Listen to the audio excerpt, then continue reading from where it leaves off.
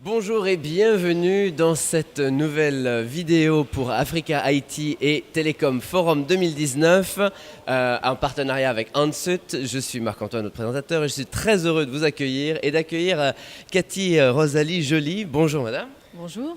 Et bienvenue donc dans cette émission.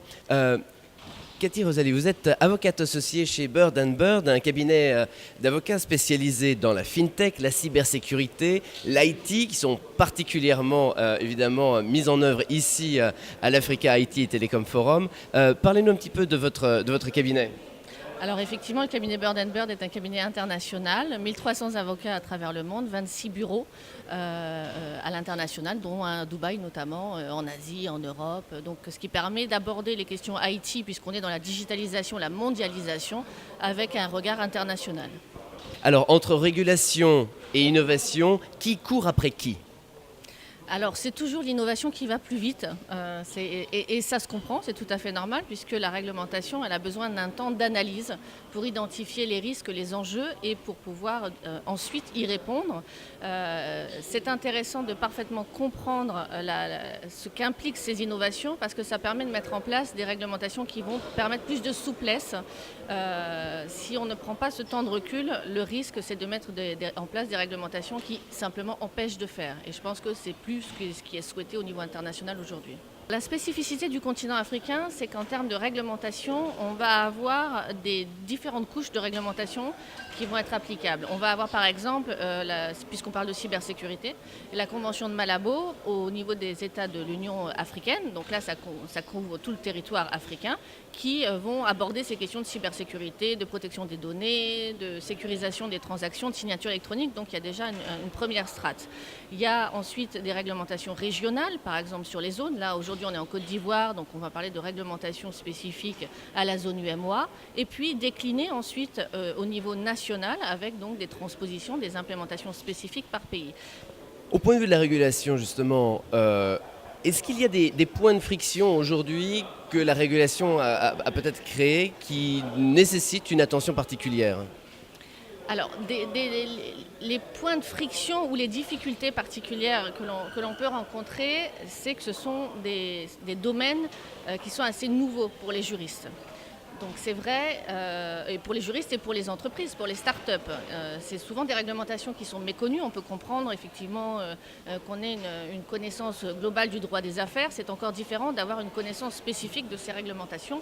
Donc ça, c'est un petit peu ce qui est difficile. C'est difficile que ce soit au niveau de mes confrères, mais également au niveau des autorités de régulation, parce que c'est toutes des questions nouvelles à appréhender sous un angle technologique également. Mais là aussi, on voit quand même qu'il y a beaucoup d'efforts de sensibilisation, de formation, d'adaptation des cursus universitaires, de mise en place de labs en Afrique qui ont justement vocation à permettre cette intégration des spécificités réglementaires par l'ensemble des intervenants de l'écosystème, que ce soit gouvernement, régulateur ou investisseurs ou entreprises innovantes. Comment créer cette confiance numérique ? Justement, la cybersécurité et les points. Moi, j'ai fait mon e-visa pour venir en Côte d'Ivoire. C'était hyper simple, très facile, agréable comme expérience. Voilà, moi, je le recommande. Voilà, c'est mon expérience. Après, quelle est justement la confiance numérique, comment la créer et la déployer auprès des citoyens ? Alors, la confiance, elle ne se décrète pas, elle se gagne. Et elle se gagne notamment lorsqu'on explique le pourquoi du comment. Alors, ce que je veux dire par là, c'est que pour créer un climat de confiance, il faut déjà être transparent. Donc expliquer les avantages qu'apportent les nouvelles technologies, quel service ça va me rendre à moi, individu, parce que finalement c'est quand même ça au final qui va faire que je vais adhérer ou pas au service. Et vous parliez de l'expérience client, c'est extrêmement important. Si c'est trop compliqué, évidemment on a toute une partie de la population qui ne va pas adhérer, qui ne va pas utiliser parce qu'il y a une déconnexion complète avec les habitudes individuelles qui fait que ça va conduire à un échec. Donc ça aussi, il faut le prendre en compte dans la façon dont on aborde le sujet. Par exemple, en matière de paiement, si le continent africain, sur les solutions prépayées, avait tout misé uniquement sur les smartphones, on sait très bien que toute une partie de la population n'aurait pas adhéré à ces solutions. Pourquoi ça a fonctionné? C'est parce qu'on a enrôlé et intégré dans les évolutions technologiques également le téléphone de base, puisqu'évidemment la population n'est pas toute équipée de smartphones. Donc ça, c'est un premier point.